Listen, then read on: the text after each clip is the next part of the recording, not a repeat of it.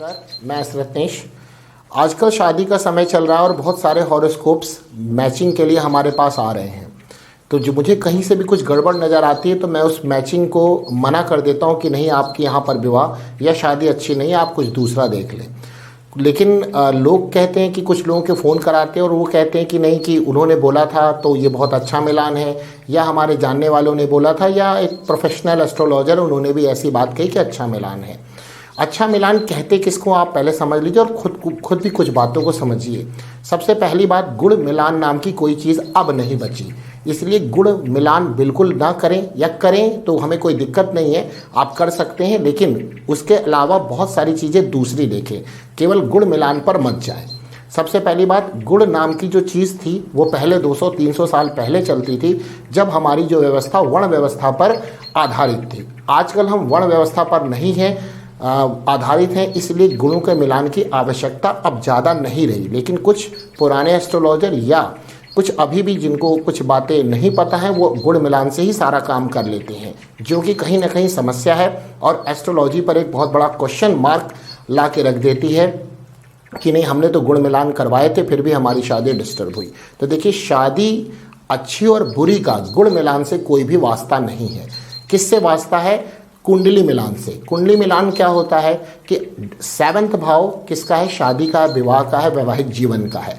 D1 और D9 chart दोनों को इन्वॉल्व करिए और कारक प्लैनेट शुक्र यानी वीनस को इन्वॉल्व करिए। अगर इसकी पोजीशन अच्छी है, 7वां भाव अच्छा है, सप्तमेश अच्छा है, D1 में अच्छा है, D9 में अच्छा है, सप्तमेश का नौमांश पति बहुत अच्छा आ रहा है D1 और D9 में, देन ये शादी ओके है, इसमें कोई समस्या नहीं है। तो चलिए, अब ऐसा तो होगा नहीं सबका ही ओके हो, क्योंकि आजकल का समय ऐसा है कि जहाँ कहीं ना कहीं प्रॉब्लम तो होती है, तो यहाँ पर भी प्रॉब्लम है। तो उसके लिए फिर क्या हम लोगों को गाइडलाइन दी गई है, पराशर मुनि ने क्या बताया है, ये जो अच्छे एस्ट्रोलॉजर्स हैं वो क्या बताते हैं, जरा आप उन बातों को समझिए, है ना। 2-3 बुक पढ़ लेने से एस्ट्रोलॉजी इतनी आसानी से नहीं समझ में आती है। जिनको ये समस्या है तो थोड़ी और पढ़ाई करें और आप लोग भ्रमित ना हो।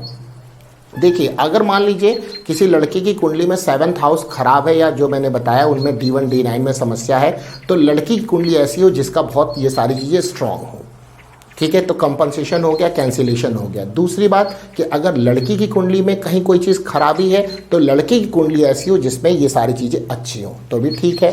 दोनों की अच्छी है तो सबसे अच्छी बात है, लेकिन दोनों की खराब है तो समझिए आगे आने वाले समय में बहुत समस्या आने वाली है। जब दशाएं और गोचर विपरीत होंगे तो हो सकता है कि डाइवर्स हो जाए। सबसे इम्पॉर्टेंट बात, मांगलिक की शादी मांगलिक से ही कराइए, वरना आप रिस्क आप उठाइए।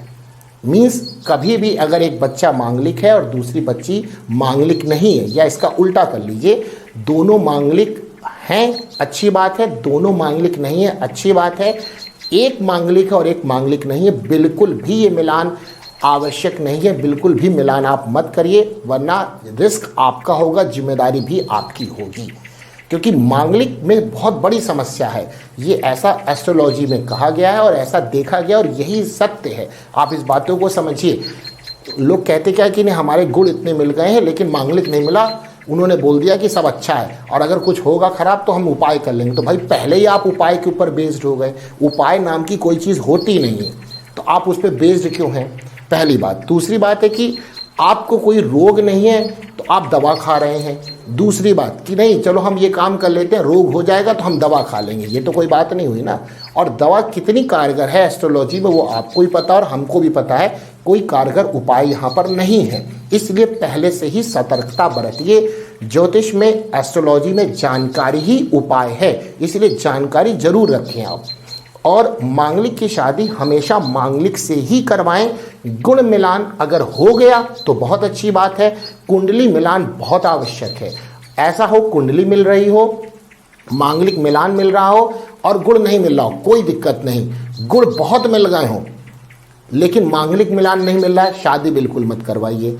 गुण मिल गए हों, मांगलिक मिलान भी मिल गया हो लेकिन कुंडली मैच नहीं करा रही, फिर भी शादी मत कराइए। यानी 3 चीज़ें में 2 चीज़ बहुत इंपॉर्टेंट है। 3 चीज़ क्या? मांगलिक मिलान, दूसरा कुंडली मिलान और तीसरा गुण।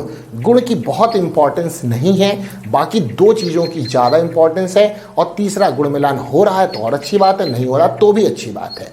तो आप इन सब बातों को समझ करके आने वाले जो समय चल रहा है विवाह का और लाइफ जिसकी आप मिलान की आप परमिशन दे रहे हैं कि नहीं अच्छा मिलान है, उनकी मंगल कामना करते हुए इन बातों का बहुत ध्यान रखिए, तो एस्ट्रोलॉजी का नाम अच्छा रहेगा और सत्यता साबित होगी। आप एकदम निडर होकर के अपनी भविष्यवाणी करिए, मीन्स अपने जो फलादेश है उनको करिए। आप उपायों के चक्कर में बिल्कुल ना फंसे। उपाय नाम की कोई चीज़ नहीं है, कोई भी चीज़ फंसेगी तो फिर गड़बड़ हो सकती है।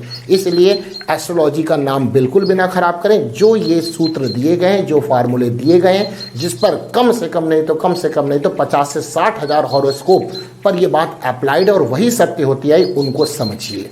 तो बस आज के लिए इतना ही। नमस्कार।